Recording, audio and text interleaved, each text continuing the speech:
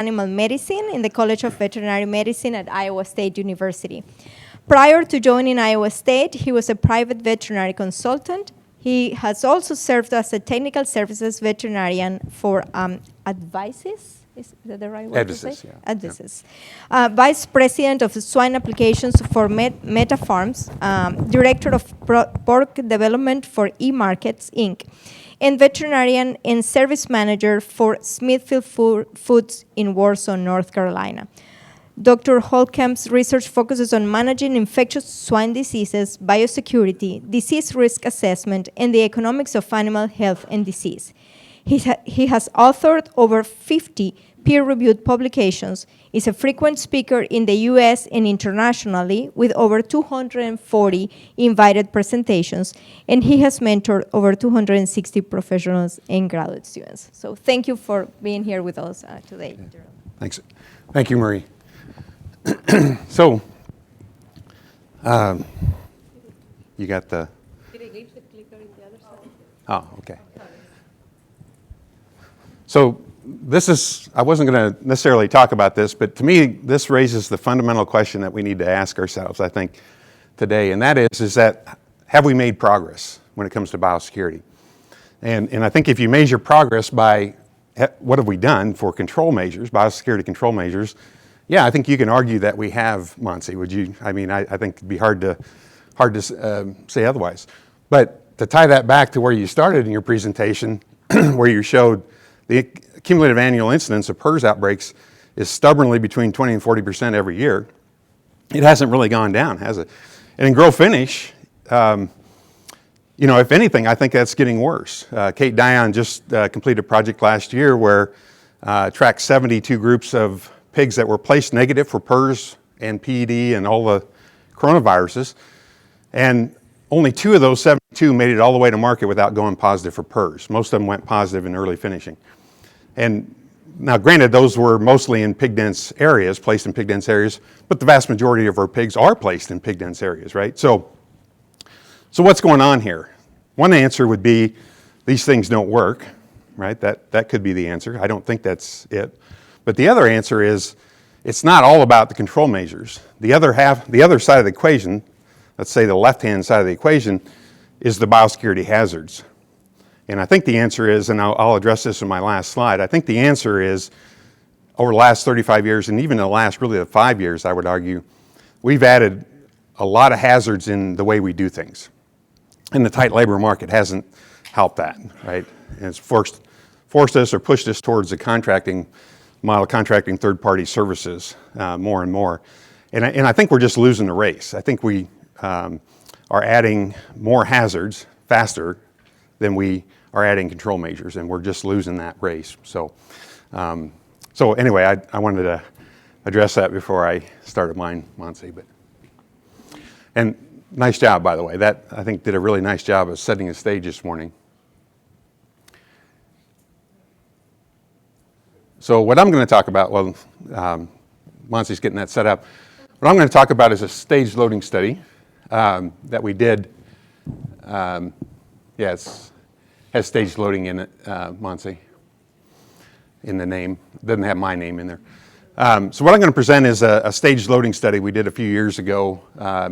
We used fluorescent powder glow germ to look at this.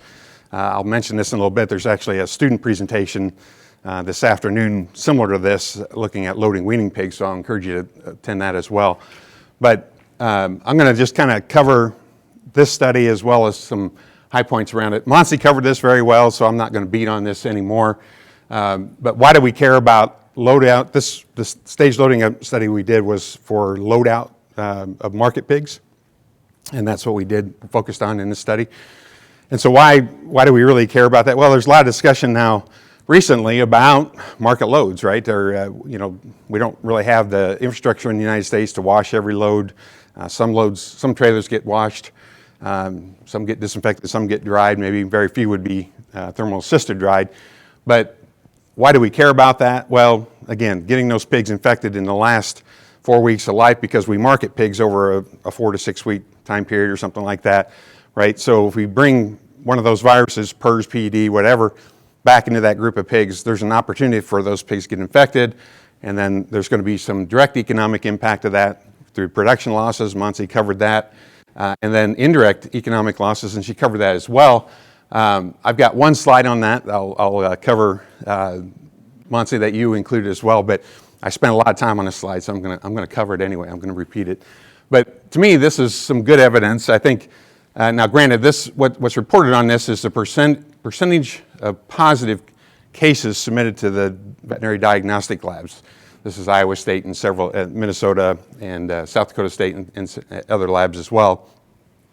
And so that's not a perfect proxy for, the number of outbreaks or the number of introductions of PRRS virus you have, but it's not imperfect either, right? It does give us some indication of what's going on. And Monse, you had 2019 to 2021, I think, and I think Giovanni's got this data going all the way back to 2018. The pattern looks very similar, where what you see here, the red line represents the percent positive in wean to finish cases, or from weaning age up pigs, and then the blue line there represents cases from sow farms. And so what happens is, if you look at where, you got that normal seasonal pattern, right? During the summer, the percent positive rate's going down, and then at some point as we approach fall here, it starts to go up. You can see the red line starts trending up typically in that August, November time period there. And then there's usually about a 1 or 2 month lag. In 2021, it was about a 2 month lag before it starts trending up in the sow herd, right? And so again, it looks like, we see it first in wean to finish, and then a month, 2 months later, we start to see it in the sow herds, right? Or see an increase in the positivity rate. And so, that's, again, not absolute evidence that, it's all coming from the wean pigs, but it's pretty good evidence that it's contributing significantly to it. So here we are, same time period this year. What's going to happen, right? Now, if you were a betting person, and I already told you this same pattern happened in 2018, 2019 as well. So if you were a betting person, you'd say, well, okay, it's going to happen again, right? But I'll remind you, this is PRRS virus, right? So don't take that bet. In fact, find the odds. I might bet the other way. All right, so failure. Basically, I think for me, the take home here is that a failure, as Monse said, a failure in bioexclusion and biocontainment in the wean to finish herd has consequences in the sow herd. So we can't separate those. All right, so a little bit of context into the stage loading study. Use PRRS as an example. And this is how we approach outbreak investigations as well. We think in terms of for a virus or a bacteria to get transmitted from one herd to another, there's 3 failures that have to happen, okay? The first failure there is that there's a failure to prevent contamination or infection. So in the case of PRRS, pig is the only natural host, and so everything else could be contaminated. Only the pig could be infected, all right? But that's the first failure. Second failure is a failure to mitigate, Second failure is a failure to mitigate that. We may try, wash the trailer, whatever, but we may fail to do that. The third failure then is failure to prevent the transmission of virus from the carrying agent to the pigs in the herd. Okay, and this is the one that the stage loading targets, right? So if we have a livestock trailer that's just been to a slaughter plant, maybe got washed, maybe didn't, let's say it didn't get washed, comes to the farm carrying PRRS virus, that last failure is the virus has to get from that trailer to the pigs in the herd, right? And that's not a given, but I think you'll see after we present this study and then Brenna's Werner study this afternoon on wean pig loads, it's pretty easy for that to happen, right? If you really go out and study how that process works, how pigs get loaded, it's pretty easy to see how anything that would be on that trailer could get kicked back off or drugged back off and brought back into the barn where it potentially could infect pigs. But that's the focus of the stage loading, is that third failure. And the point here, key point is, all 3 of these failures have to happen, right? So it's not good enough just to have 2 of the 3. You got to have all 3 happen. All right.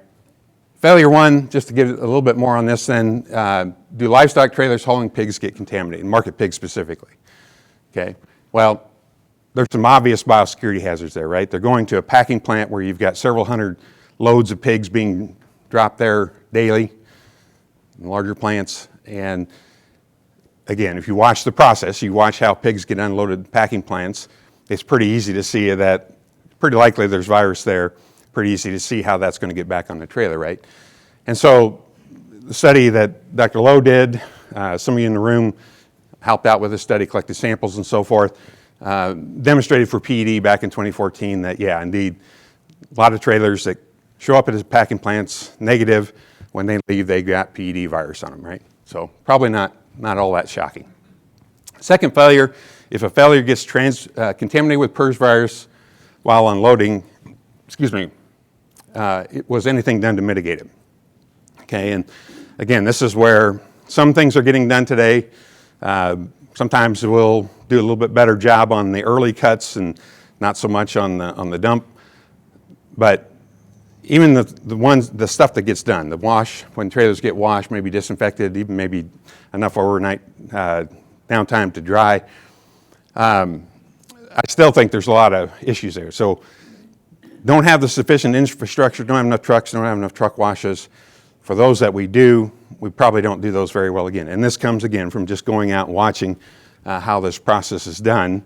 And there's a lot of variation in that, but there's not, I'll be honest with you, there's not a lot of oversight of that either. Mike, I'll accept you. Some do a better job than others, but I find a lot of these truck washes just kind of operate completely below the radar, right? There's nobody going out there and checking up on them to make sure they're still doing the things they're supposed to do. And there's a lot of room for improving that process, the flow of people, the flow of trucks, flow of trailers, and so forth. And so I think there's a lot of room for improvement there. And then finally, failure 3, then again, if we have a trailer that's contaminated, shows up at the farm, can that contamination on a trailer be transferred to pigs during the loading process? And this is, of course, what the staged loading procedure then is a biosecurity control measure that's aimed at that particular hazard, the hazard that leads to this third failure here, okay? And as I mentioned, Brenna Warner, she's a U of M student, will be presenting on an evaluation of the wean pig loadout process. So this is market loads. She's going to present on wean pig loads. It's really interesting what she found there too. She used the glow germ as well for that study. So the study objective for this study, again, was to evaluate if a staged loading procedure was effective at reducing the transfer of contamination from market pigs from the trailer to the pigs in the barn using glow germ. Okay, and this glow germ, I'm sure most of you have seen that. It's just a fluorescent powder. Comes in a powder form, lotion, and oil. I believe are the other options. You can even buy it in colors in the liquid or in the oil formulation. Not cheap, I guess. There's about $20 or so for a bottle like that, but it's readily available. And then the UVA light here then is what you can use once you turn the lights down, and then you can easily visualize any fluorescence with that UVA light there. And so a little bit of background, some of you probably already know this, but for conventional loading, and again, this is what gets done in most cases. Here you have the trailer here, you have the driver that's stationed in the trailer. We'll call this the trailer zone A. You have a line of separation there. That's the only line of separation, right? And then from there on out, you got the chute, you got the loadout alleyway typically, and then the center alleyway into the barns, okay? And granted, this is one specific example. There's lots of variations around this, but generally this is kind of the way wean to finish and finishing barns are laid out. Nurseries probably as well. Well, in this case, then essentially you got two zones, right? You got a line of separation here, zone A, the trailer.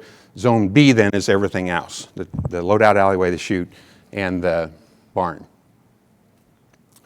And you have the loadout crew here. In this case, these were contract loadout crew involved in this study.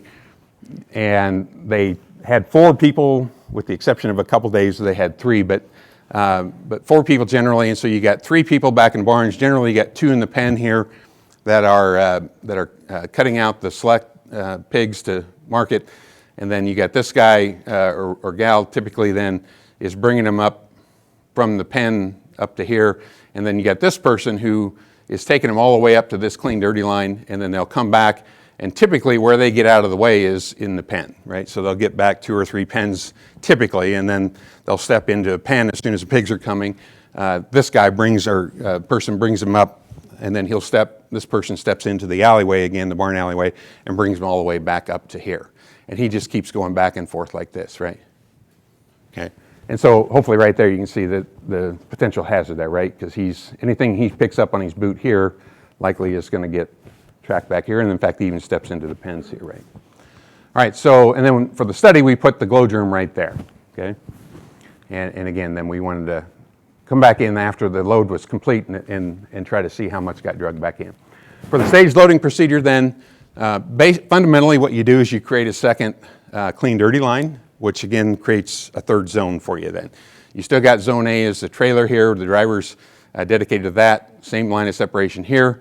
You got the chute and alleyway now here become a second zone, zone B. And then this person now is sequestered to zone B, okay? He's not allowed to leave. To make this work, you need a buffer zone here. That's just an area where he or she can step into to get out of the way, right? Because the pigs are going to be brought this way, and they're not allowed to cross this line of separation, so they got to have somewhere to get out of the way, right? And so that you need that sort of buffer zone there.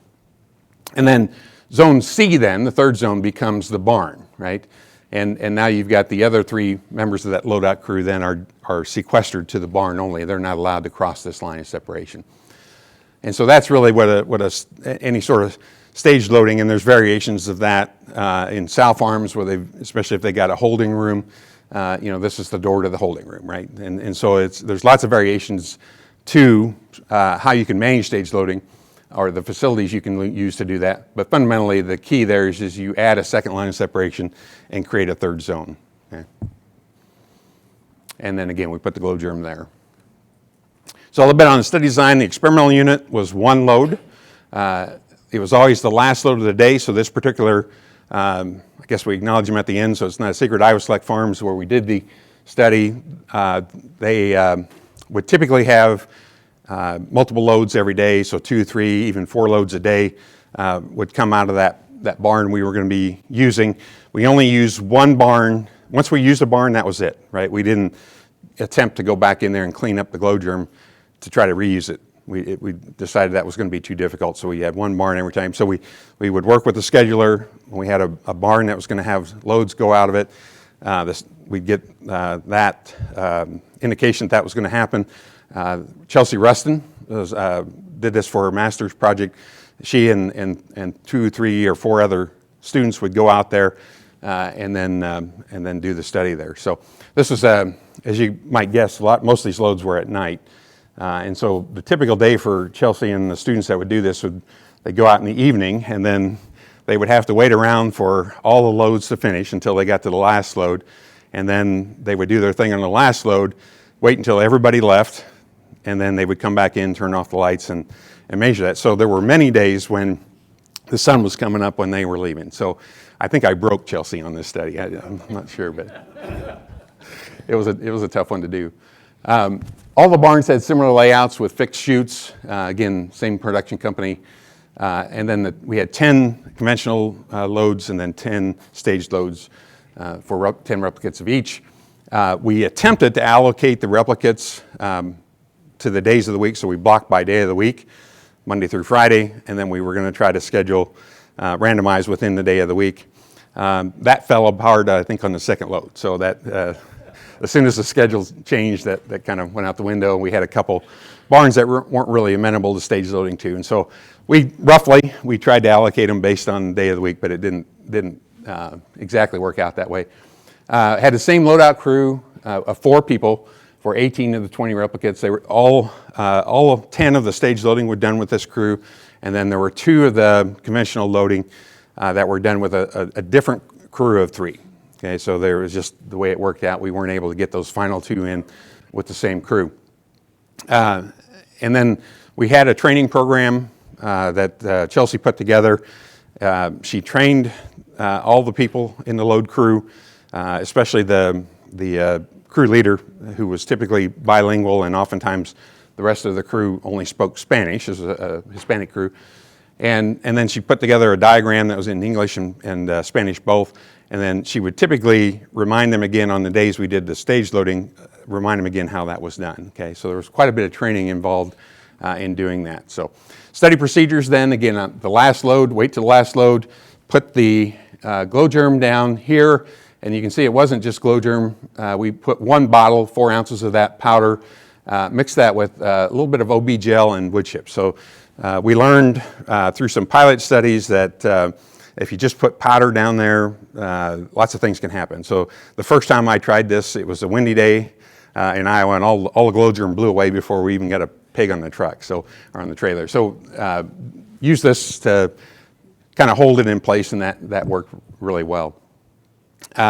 Finished the load, and I was out for a few of these. It was really, I think, for me, the most educational part of doing this study was just watching, right? Just watching how they load pigs. And they got pretty comfortable after a while. Initially, I think they were, sort of making sure, they did everything right. Maybe weren't doing things quite the way they did them before that. But after the first couple loads of we being out there, we kind of blended in. We were part of the fabric then of the barn, and so you got to see lots of things in that way. And so Chelsea got to watch all 20 of those loads being done. After they were done, truck leaves. The loadout crew would do clean up, change your boots. They would walk out. They would leave, and then again, it was I think it was dark, with the exception of a couple of these. It was dark every time, which that really facilitated measuring this because you can see the fluorescence a lot easier when it's dark out. And so that would get done. They would use this grid that we created here with fluorescent line. It was kind of a really thick fishing line type material. And this is just PVC pipe that we painted with a fluorescent paint. And so it ended up with 264 5 centimeter by 5 centimeter squares in it. So it was really a grid. And we would just count how many how many squares, I should say, in the grid had fluorescence in them. And that was how we measured this. So not perfect resolution, right? Because one little speck in a square counted as one, and if the whole square was filled with fluorescent, that still counted as one, right? So a little bit, we experimented with some different approaches to this, but I think for the purpose of this study, this worked fairly well.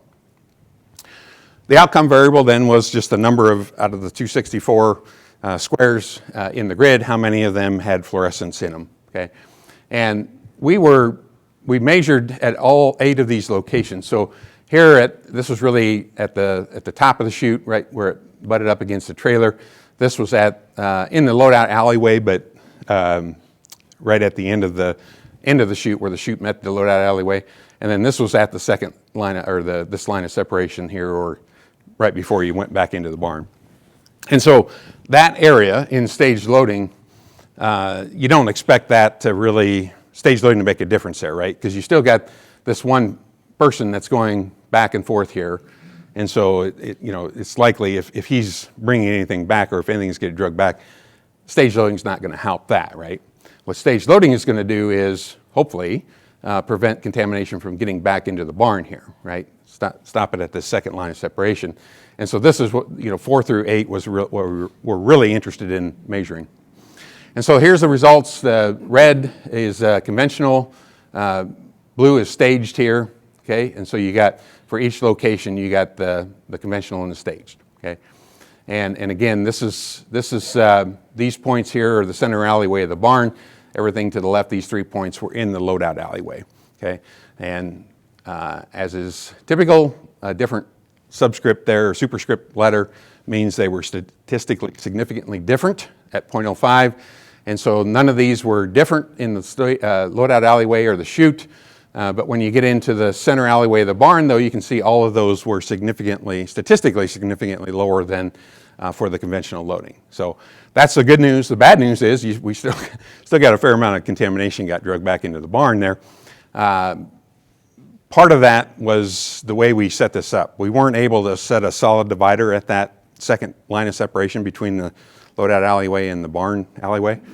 And so, as I'll mention at the end here, pigs don't like, or they're kind of hostile to lines of separation. They don't really follow those. And so occasionally we would get a pig that would get into the loadout alleyway, and then it would decide it didn't want to go that way, and it would go back into the barn. And so we think that's probably what was responsible for most of the contamination we did see. Although you can see, the further you get away, then the lower it got there. But all right, other observations. The chute was almost always contaminated. So back to that failure 3, And how likely is that, does that failure happen then when we have a contaminated trailer that shows up? To me, this says, okay, yeah, there's a lot of stuff gets kicked back off of these trailers, right? And so, that first measurement that we would take would really just light up every time. And you can see you found it lots of other places here as well. This was just a picture of the chute without the grid down there, but you found it on the bottom of the boots, you find it on sort boards, you find it everywhere. The first line of separation is not always honored by people on sort boards. And I would say, the times I was out there to watch, there wasn't a single load where both the driver stepped back into the chute and the load-out crew person stepped into the trailer. And where that happens is when you get a pig that maybe goes down, and surprisingly, a lot of them decide they don't want to go any further when they get at the back of the trailer there, and they'll just lay down. And some of them are pretty persistent. They're pretty hard to get up. And so the driver and the load-out crew member will oftentimes both get in there and try to get that pig up, and that's where they tend to cross the line there. Best one I had, I still find this funny, but there was a pig that got on there, and they tried for 2 minutes to get this pig up, and he just would not get up, and they really, really tried. And they just both gave up, and so the driver walked back into the trailer. The loadout crew member, he walked back down the chute, and as soon as he turned the corner, this pig jumped up and then ran down the chute. And it was, he clearly was not hurting, but he I guess it maybe not his first rodeo there, but that you see a lot of things like that, right? The reality of how we do these things or how they get done, just creates a lot of these hazards that lead to this situation. Oops, I'm sorry, I jumped the gun there. Again, pig behavior is hostile. That every load we had, pigs would get on the trailer and then would come back off again. And I've talked to a lot of veterinarians and people in production management, and their impression tends to be, yeah, no, that doesn't happen very often, right? Trust me, it happens quite often. I think every load that, at least one pig would get back off of that trailer. And so, again, that's going to happen. The other thing that happens is when pigs lunge, they lunge off of their back legs. And if they lose their footing, that just creates a spray of whatever is there. If you got some wood chips right there, they just go spraying back. I've got a video of I was looking through the bottom of a chute, not for the study, but looking at the bottom of the chute, and I just got, as I was taking the video, I wanted to get the feet of the pigs, and I just got sprayed with wood chips because one of them kicked back. So that's another big source, I think, of a lot of this, probably maybe one of the main sources, because when they do that, it really does kick a lot of stuff back. All right, the other comment I'll make here is not all barns are set up for stage loading. All right, some of these, the buffer area in particular, a lot of them don't really have either the walls too high, so that person that's sequestered to that second zone there between the two lines of separation, they can't get out of the way, or there is no area to do that. In some cases, it's a pen of pigs right there, right? So it may require that some remodeling be done if you're set on doing this on all barns. Some barns would have to be remodeled a little bit to get that done probably. So implications in stage loading is a procedure that's effective at reducing the transfer of contamination. I think that's, to me, that is clear here. There are opportunities to prove that. I mentioned and prove that the way we did it. I mentioned that second line of separation, that was just a line on the floor. We did not have a solid barrier there. The people that I've talked to that have done this effectively find a way to get a solid barrier there, a gate or a wall or something. Depending on the barn, again, not all of them are set up, so may need some remodeling. And then training is an issue. It was interesting to me that we had to work pretty hard on this because it was different, right? And it took more time. So when we first started doing it, what we learned was, because of the pushback we got, was when they're trained how to do loading, one of the things that they really hammered on them was help each other out, right? So the guy that is bringing the pigs up the chute to the back of the trailer, he's told, go if the pigs aren't coming on down the alleyway route, go meet them, right? Go meet them, get out of step into the pen and then pick them up.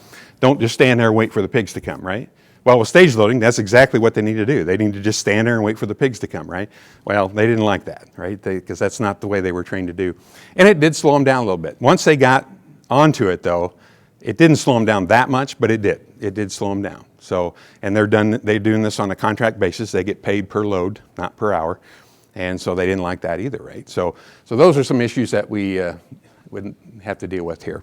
And so, sorry?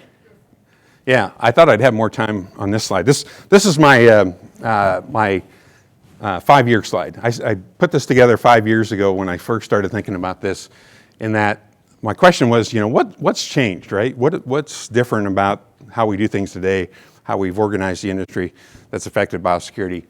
And so this, I keep adding to this list. About every 6 months I add something to it. But the things that have changed is consolidation, right? So now we've got a lot bigger farms, fewer but bigger farms. The consequences are a lot higher when we have outbreaks. We also now have organization charts where we have siloed decisions, right? We got people making decisions about market load out, market loads, scheduling market loads, and then we got health services over here, and they don't necessarily know what each other's doing. So we got a lot of that. Exports, obviously, when I started out some 25 years ago, we didn't export a lot of pork. Today we do. Now that means if we get a trade-limiting disease like African swine fever, that's a much bigger deal than it was 25 years ago or 30 years ago. Economies of scale, what that means is we use assets very efficiently now. Big companies, we can have fleets of trailers that are on the road most of the time, right? Small producer, independent producer, maybe had a trailer used once a week, okay?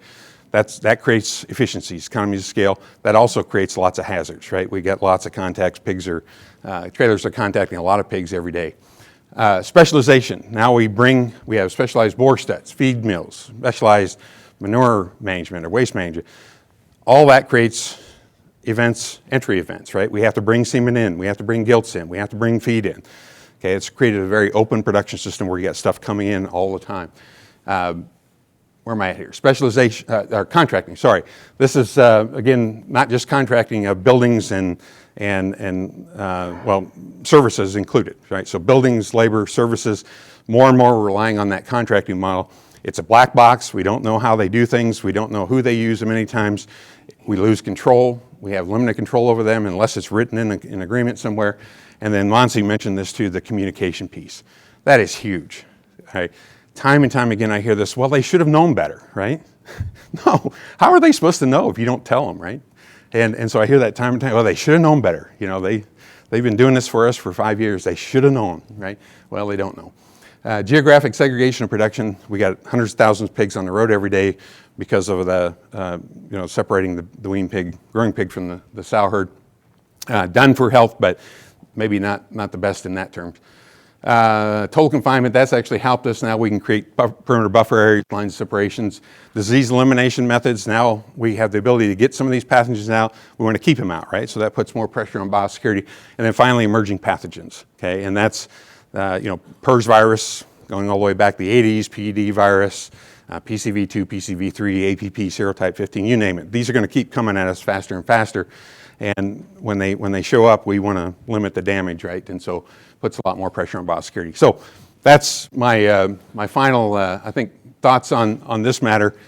With that, I want to acknowledge the Swine Health Information Center for funding the stage loading study, and then I just want to put a plug in, as Monsi already did, for the Foundation for Food and Agricultural Research funding that Schick, Megan Niederwerder, and Paul Sundberg acquired.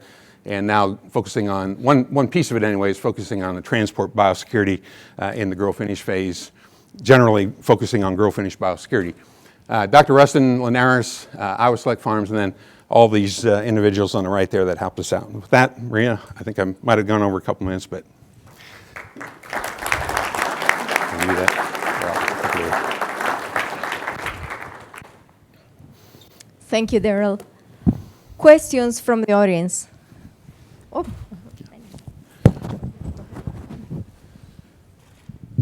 Yeah, Derald, you'd said that did increase the loading time. Could you give us an idea of what that is? Is that 10 minutes? Is that an hour? How much was the increase? Yeah. Paul, every study you do, afterwards you think, God, I wish I'd have measured that. That's one we wish we'd have measured that. So we didn't measure the time, but anecdotally, I'd say probably on a load, maybe 10 minutes once they got onto it. Yeah, yeah.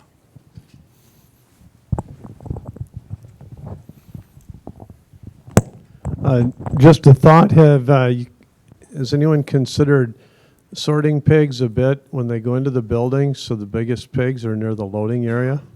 So those pens would be empty quicker? You mean at placement to do that? Yeah. I think some research done years ago on that would demonstrate that is not a very successful strategy, and that if you homogenize the weights in the pigs at placement, because of the social structure that needs to be established, they end up with the same variation that they would have had if you had done nothing, right? So you could probably sort it, maybe a week before, but then that creates another stress event, right? And so not sure that's probably not maybe the best strategy, but certainly warrants some research maybe.